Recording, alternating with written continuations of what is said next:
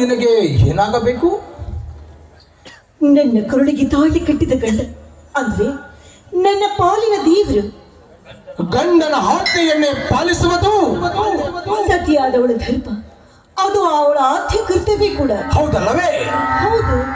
ಈಗ ನಾನೊಂದು ಮಾತು ಕೇಳ್ತೀನಿ, ನನ್ನ ಮಾತು ನಡೆಸಿ ಕೊಡ್ತೀನಿ ಅಂತ ನನಗ ಮಾತು ಕೊಡು.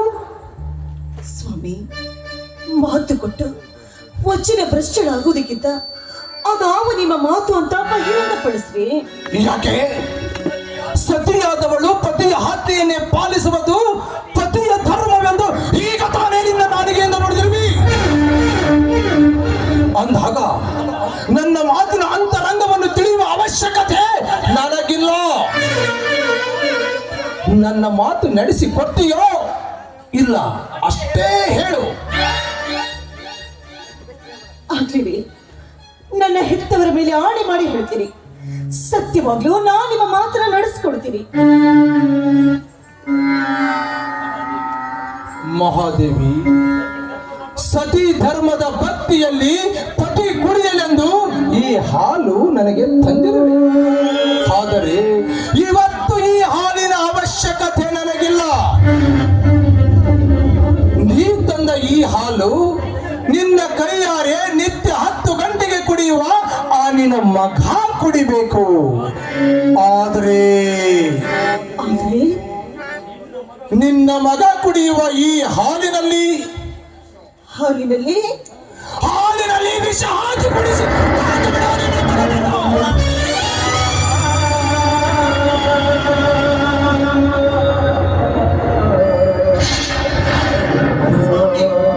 ಏನ್ ಹೇಳ್ತಾ ಇದ್ದೀರಾ ನೀವು?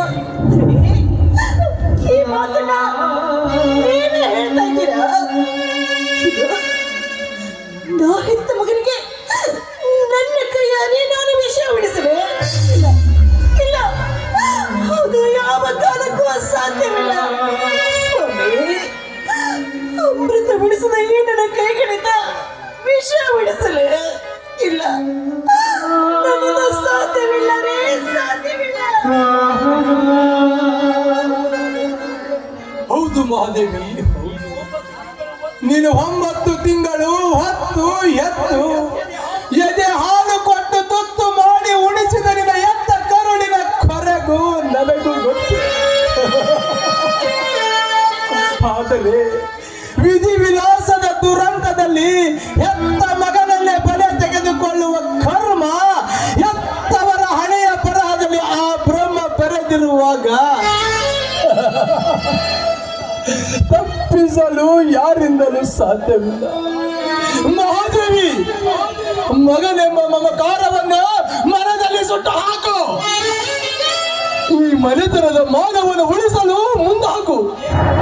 ಏಕೆಂದರೆ ಎತ್ತ ಮಕ್ಕಳ ಪ್ರಾಣಕ್ಕಿಂತ ಈ ಮನೆತನದ ಮಾನವೇ ಬಹಳ ಪ್ರಾಮುಖ್ಯವಾದದ್ದು. ಇದು ನಿಜವಾದ ಮಾನವಂತರ ಮನೆತನದ ಲಕ್ಷಣ. ಈ ಮನೆಯ ಮಾನಕ್ಕಾಗಿ ನಿನ್ನ ಮಗನ ಪ್ರಾಣ ನೀ ಬಲಿ ತೆಗೆದುಕೊಳ್ಳಲೇಬೇಕು. ಸ್ವಾಮಿ, ನಾನು ನನ್ನ ಮಗನ ಪ್ರಾಣ ಹೋಗುತ್ತೆ ಅಂತ ಚಿಂತೆ ಮಾಡ್ತಾ